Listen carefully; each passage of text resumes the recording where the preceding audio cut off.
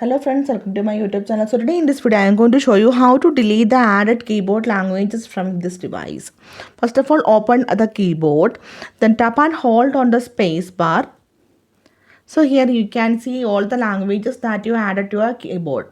So here in this device I added the Hindi and Marathi language. So let me show you how to delete the added keyboard language from this device. For this, tap on the option language settings. Then here you can see the option pen icon on the top right side. Tap on this one. So here you have to select the option that you want, select the language that you want to delete from your keyboard. So here I am going to select the option Marathi. Tap on this one. Then tap on the delete button.